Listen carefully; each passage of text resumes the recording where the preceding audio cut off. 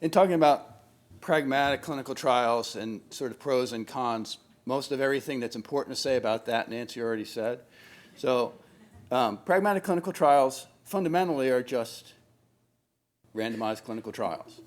And the difference has to do with the question that you're interested in and the focus that you're interested in, and that drives all these decisions about the specific design. And so I'm going to go through mostly examples about why this matters and the spectrum between efficacy and effectiveness or explanatory and pragmatic clinical trials. Alan also asked me to keep these remarks short so we have more time for discussion. So don't get too attached to the slides, because I'm not too attached to the slides. I'm going to sort of skip through some stuff. Anything that's important we'll focus on. So this is the most important slide. Right? You got to be careful if you don't know where you're going, otherwise you might not get there. The thing that drives study design and the pros and cons is always about the question. What is it that you want to know? And the other way to say that, in more grammatically correct terminology, was from Claude Lévi-Strauss. The scientific mind does not so much provide the right answers as it asks the right questions. So this clinical trial design spectrum really is a balancing act. It's a trade-off between these two forms of validity, internal and external validity. Right? So this is my layman's definition of these two terms. Internal validity says the answer that you think you got is the right answer in the population you studied. So the conclusion you draw is the right one for the people you looked at if you had some sort of truth with a capital T that you could test it against. External validity means that the answer that you got in the people that you studied is the same answer that would be obtained if you'd studied the rest of everybody. Okay? And these trial design issues are balancing those two. And so you have these trade-offs, right, between internal and external validity. Other ways of saying that is efficacy. Can the thing work under ideal circumstances? Or effectiveness. Will it work out in the quote-unquote real world? Explanatory or pragmatic clinical trials is sort of that same spectrum. And for me, explanatory clinical trials are often about hypothesis testing. If I do this, will I get this result? Pragmatic clinical trials are about decision making. What's going to end up with the best results for a patient or a subject? Right? There's two reasons for this sort of trade-off and more of an interest in pragmatic clinical trials. One is sort of coming to a realistic assessment of how internally valid our best attempts at efficacy trials are, right? So what's a perfectly valid study, internally valid study? What would you want to be able to say, this intervention caused that result? Well, you'd want homogeneous groups, you'd want identical environments, you'd want identical interventions on everything except the thing that you randomized, right? That intervention would be delivered the same way to everybody. The follow-up would be 100%. The outcomes would be reliable and objective, and the data collection would be completely uniform, right? That's the ideal internally valid study. You can do that with some inbred strains of mice. You can approximate it in short-term physiology studies or critically ill patients, right? If you want to do long-term studies in free-range humans, forget about it. Right? Their environments are not the same, their genetics are not the same, the interventions are not the same. Nothing about them is the same. They're people. And for some odd reason, in particular in the United States, they do what they want. In Europe, you ask people to do stuff, they do stuff. In the United States, you ask people to do stuff, they go, eh. Right? So you have this trade-off. I'm going to skip that one. So even our best attempts at internally valid studies are limited. But then you have this other problem of external validity. It's much less well defined. And nothing is generalizable in any real sense. Some things are generalizable to some things and not to others. But what are the key factors? And this has been much less studied than sort of the internal validity side. But Sample size, how big? The bigger the trial, the more likely it is to be generalizable because you have more people in it. Selection criteria, how strict.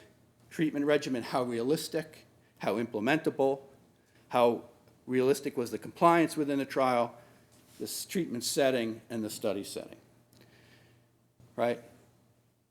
And so there's all these dimensions, and this is a tool that was developed by a group of investigators, including Sean Tunis, to assess the degree of pragmatism of a trial. And what's important there, you can't read all the spokes of that, and that doesn't really matter. What is important is that it's a multi-dimensional thing. It's not that here's an efficacy trial and here's a pragmatic trial.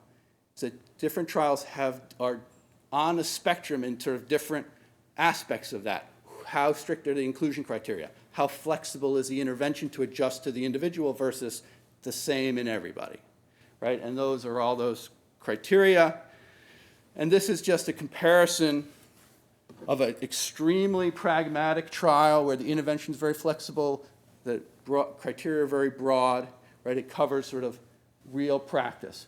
This is a very typical explanatory trial. All those characteristics are in towards the center of the explanatory. This one happens to be the NASET trial, the North American Symptomatic Carotid Endarterectomy trial.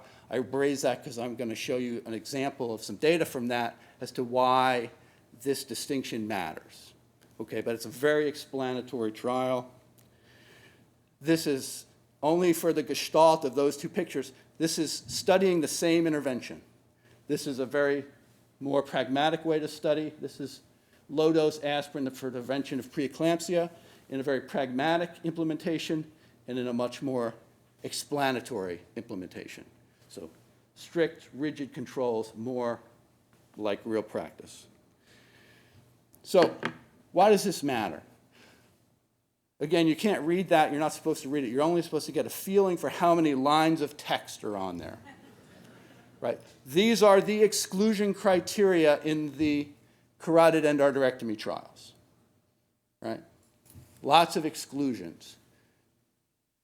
Appropriately, because what they wanted to answer was the explanatory question: can carotid endarterectomies reduce the risk of stroke relative to medicine in highly selected ideal candidates? Right? And so this is how they set it up. Now, here's the result of that. So they did an explanatory trial, they got an explanatory answer. But what does that mean for a practitioner? Okay, this is from a trial registry at one of the same institutions that the trial was held at. Right? So this is one of the participating centers. Of the people who got carotid endarterectomies, half of them wouldn't have been allowed in the trial. So what do we know about the efficacy of carotid endarterectomy in that group? Not too much. And this is a really important slide. So this is the outcomes. This is the 30-day mortality rate, right, to the harms after carotid endarterectomy for Medicare. So this is the rate, 30-day mortality rate in the trial for asymptomatic carotid endarterectomy. This is the 30-day mortality rate for the symptomatic carotid endarterectomy trial. This is the mortality rate for people getting carotid endarterectomies at the sites where the trial was done. Okay? And then these are the mortality 30 days after carotid endarterectomy at all the other hospitals in the United States that were doing them. Right? And this is high volume, medium volume, and low volume.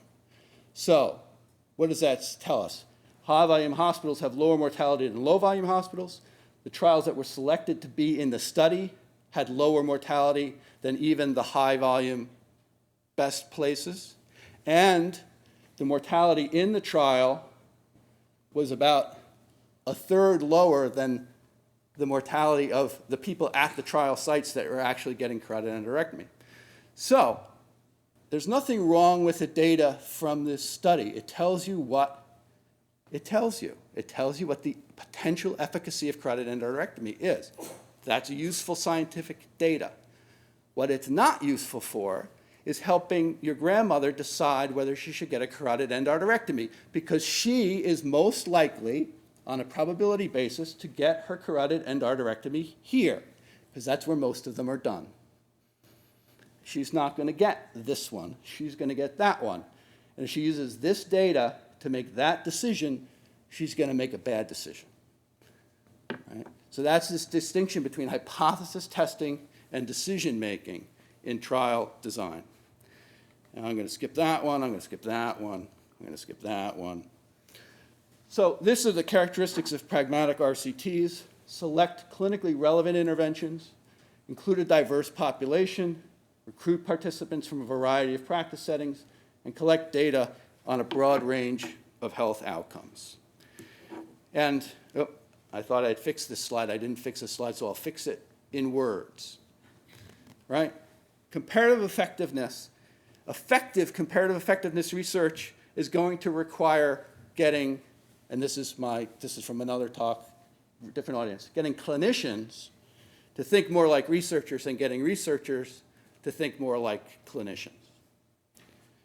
Right? So this, I'm going to skip. This is an example of a pragmatic trial. The only thing of use for this trial is going to be two things. So don't try to read this. This is the aims of the trial. What I want to point out is this is a fall prevention trial, 2 different interventions in physical therapy to prevent falls in the frail elderly. The first aim is to assess the impact of these 2 interventions on whether or not somebody falls. Okay? The secondary aim is to look at the heterogeneity of that outcome in this population over time, right? So we do the intervention, we follow people for falls, right? At some point, we have to sort of do our analysis and say this group fell more or less than that group. But then we have the question, does that change over time? Of course it changes over time. But we won't know how until we study it. So most of the time in trials, you just have sort of this average effect. You compare the 2, you have a p-value, and you're done. Well, that's not the way the world works. So one group may fall less, but how long does that effect last for so that we know how to organize our treatments? And different groups of people, when you have broad criteria, they're probably going to respond differently. And how can you look at whether or not there are predictors of who's going to do better or worse? And then the last thing I'm going to say, I want you to remember that NASIT slide. This is the inclusion-exclusion criteria for this trial.